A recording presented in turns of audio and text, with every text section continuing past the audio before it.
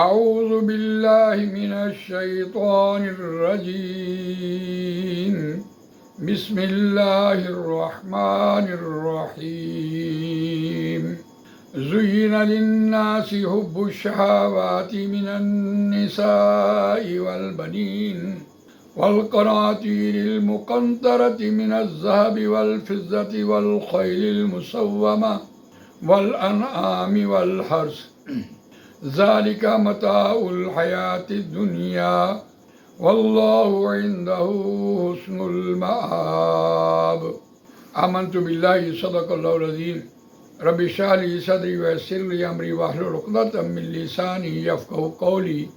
اللہم ارنا الحق حقا وارزقنا اتباعہ وارنا الباطل باطلا وارزقنا اجتنابہ، آمین یا رب العالمین۔ دوستو اور بزرگو، سورہ آل عمران آیت نمبر 14 آپ کے سامنے تلاوت کی ہے۔ یہ سورہ آل عمران کا دوسرا رکوع زیر مطالعہ ہے۔ اس رکوع کا مضمون اپنا اکاؤنٹ کھولو ورنہ ایصال ثواب کا کوئی تصور نہیں ہوگا۔ ان الذین کفروا لن تغنی عنہم اموالہم ولا اولادہم من اللہ شیئا واولئک ھم وقود النار۔ آگ کا ایندھن ہوں گے۔ جنہوں نے خود عمل نہیں کیا وہ چاہے مسجدیں بنوا دیں، چاہے کنویں کھدوا دیں، چاہے وہ اپنی اولادوں کو حفظ کروا دیں، اپنا اکاؤنٹ کھولنا لازم ہے۔ خود نماز، روزہ، حج، زکوٰۃ، متقی ہونا، پرہیزگار ہونا یہ لازمی شرط ہے، ورنہ وہ آگ کا ایندھن ہوں گے۔ اور اس کی سزا قرآن مجید میں ایک دوسرے مقام پر بھی آئی، جہنم کی آگ انسانوں اور پتھروں سے جلے۔ اور ساتھ ہی ایک مثال دی آل فرعون کی، اور انہیں کیا دیا گیا؟ كدأب آل فرعون والذین من قبلهم كذبوا بآیاتنا فأخذهم اللہ بذنوبهم واللہ شدید العقاب۔ جب شدید العقاب قرآن نے بیان کیا تو اس کی پھر مثال دی، قل للذین کفروا ستغلبون وتحشرون الی جہنم وبئس المہاد۔ غزوہ بدر میں ایک ہی کنویں میں 70 مشرکین مکہ کو پھینکا گیا۔ یہ شدید العقاب کی مثال دی۔ جہاں جنگ کی بات ہوئی وہاں ساتھ ہی دنیا کی بات کی کہ دنیا کی محبتیں انسان کو جہاد کرنے سے، جنگ کرنے سے، اللہ کی راہ سے روکتی ہے۔ اب اس آیت کا ترجمہ سنیے۔ زُيِّنَ لِلنَّاسِ حُبُّ الشَّهَوَاتِ مِنَ النِّسَاءِ وَالْبَنِينَ وَالْقَنَاطِيرِ الْمُقَنطَرَةِ، مزین کی گئی واسطے لوگوں کے شہوات کی محبت۔ شہوت ہوتا ہے انسان کو جو دل لبھانے والی باتیں، شہوت ہوتا ہے انسان کی چاہت، جس طرف انسان کا دل لگے، وہ ساری چیزیں یہاں گنوائی ہیں۔ من النساء، عورتوں میں سے، والبنین، اور بیٹے، والقناطیر المقنطرۃ، ڈھیروں کے ڈھیر مال، من الذہب، سونے میں سے، والفضۃ، چاندی، والخیل المسومۃ، اور نشان زدہ سموں والے گھوڑے، جنگی گھوڑے، والانعام، اور چوپائے، والحرث، اور کھیتی۔ یہاں 7 محبتیں گنوائی ہیں کہ ان محبتوں میں، دنیا کی لذتوں میں انسان پھنس کر اللہ کی راہ کے لیے، جہاد کے لیے نہیں نکلتا، نماز کے لیے نہیں نکلتا، جہاد تو پھر بہت دور کی بات۔ تو اس آیت میں دنیا سمجھائی گئی کہ یہ دنیا جو ہے یہ عارضی ہے، اور اس میں دل تو لگتا ہے لیکن آخرت میں اس سے بہت اچھا بدلہ ہے۔ ذالک متاع الحیات الدنیا، دنیاوی زندگی کا برتنا کا سامان ہے۔ واللہ عندہ حسن المآب، اور اللہ کے پاس بہت ہی اچھا بدلہ ہے۔ دنیا میں ایسے رہو، کن فی الدنیا کانک غریب او عابر سبیل، ایک مسافر کی طرح۔ یہ عارضی زندگی ہے۔ ان دنیا کی دل لبھانے والی، ان سے کیا دل لگانا؟ اس کی مثال تو اسی طرح ہی ہے، جیسے آپ میز پر کھانا لگاتے ہیں اور اس میں اگر ٹیشو پیپر نہ ہو تو کھانا ادھورا ہو جاتا ہے۔ کھانا کھایا، ٹیشو پیپر اٹھایا اور ہاتھ اس سے صاف کیے اور اسے پھینک دیا۔ یہ دنیا کی مثال ہے۔ یہ تو صرف برتنے کا سامان ہے۔ لہریاتی کھیتیاں آدمی کو کتنی دلکش لگتی ہیں۔ واقعی اللہ تعالیٰ نے خوبصورتی کا جو نقشہ باندھا ہے آدمی کے لیے، ایک دل لبھانے والی بات، آدمی انہی میں گم ہو کے رہ جاتا ہے۔ کہیں مال ہے، کہیں اولاد ہے، کہیں بیویاں ہیں، کہیں عورتیں ہیں۔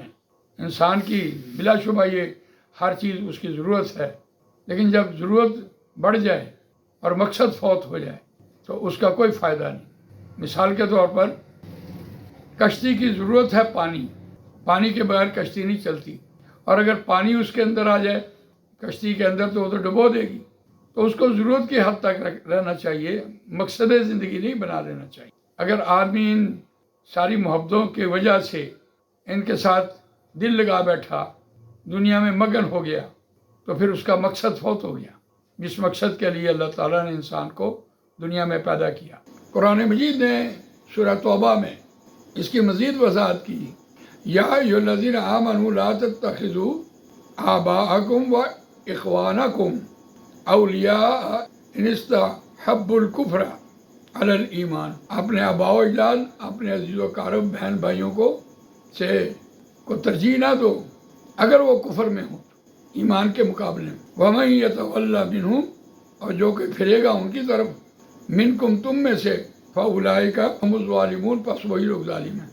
اور آیت نمبر 24 میں قُلْ إِنْ كَانَ آبَاؤُكُمْ وَأَبْنَاؤُكُمْ وَإِخْوَانُكُمْ وَأَزْوَاجُكُمْ وَعَشِيرَتُكُمْ وَأَمْوَالٌ اقْتَرَفْتُمُوهَا وَتِجَارَةٌ تَخْشَوْنَ كَسَادَهَا وَمَسَاكِنُ تَرْضَوْنَهَا أَحَبَّ إِلَيْكُمْ مِنَ اللَّهِ وَرَسُولِهِ وَجِهَادٍ فِي سَبِيلِهِ فَتَرَبَّصُوا حَتَّى يَأْتِيَ اللَّهُ بِأَمْرِهِ وَاللَّهُ لَا يَهْدِي الْقَوْمَ الْفَاسِقِينَ۔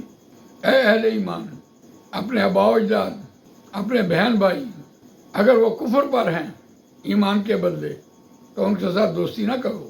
اور اس آیت میں ان کان آباؤکم و ابناؤکم، اگر تمہارے آباء و اجداد اور تمہارے بیٹے، و اخوانکم اور تمہارے بھائی، و ازواجکم اور تمہاری بیویاں، و عشیرتکم اور تمہارے رشتہ دار، و اموال اقترفتموہا اور وہ مال جس کے گھٹنے کا اندیشہ ہے، و تجارت اور وہ تجارت، تخشون کسادہا تم ڈرتے ہو اس کے مندہ ہونے سے، و مساکن ترضونہا اور گھروندے بنگلے جنہیں تم پسند کرتے ہو، احب الیکم اگر زیادہ محبوب ہیں، الیکم تمہاری طرف، من اللہ اللہ سے، و رسولہ اور اس کے رسول صلی اللہ علیہ وسلم سے، و جہاد فی سبیلہ اور اس کی راہ میں جہاد کرنے سے، فتربصوا پس انتظار کرو، حتیٰ یأتی اللہ بأمرہ یہاں تک کہ اللہ اپنا فیصلہ لے آئے، واللہ لا یہدی القوم الفاسقین اور اللہ نہیں ہدایت دیتا فاسق قوم کو۔ 9 محبتیں گنوائی گئی ہیں، بالکل اسی طرح جیسے ایک ترازو ہے، ایک طرف یہ 8-9 محبتیں رکھ دیں اور دوسری طرف 3 محبتیں رکھ دیں۔ ان کے ساتھ دل لگانا ہے یا اللہ اور اس کے رسول اور فی سبیل اللہ، اللہ کی راہ میں جہاد، اس طرف جانا ہے۔ اور اس کی بہترین مثال یہ ہے کہ آج کی دنیا میں اگر جہاد کا اعلان نہیں بھی ہوا تو اللہ تعالیٰ جو مسجد میں بلا رہا ہوتا ہے پھر اس وقت دنیا چھوڑ کر جانا ہوتا ہے، تو یہ جہاد کی ایک شکل ہے، یہ تربیت ہے۔ اس اعتبار سے دیکھیے کہ جب یہ دنیا سمجھ آ جاتی ہے، دنیا سمجھائی اس لیے کہ ایک طرف مکے والے لوگوں کو جہاد کا ذکر کیا اور وہاں ان کو مشرکین مکہ کو ایک ہی کنویں میں پھینکا، تو ساتھ ہی دنیا کی محبت بتائی کہ یہ دنیا جو ہے اس کے ساتھ دل لگانا جہاد سے روکنے کے مترادف ہے۔ تو اللہ تعالیٰ مجھے آپ کو قرآن مجید پڑھنے، سمجھنے، اس پر عمل کرنے، اس کو دوسروں تک پہنچانے کی توفیق عطا فرمائے۔ سبحانک اللہم و بحمدک، نشہد ان لا الہ الا انت، نستغفرک و نتوب الیک۔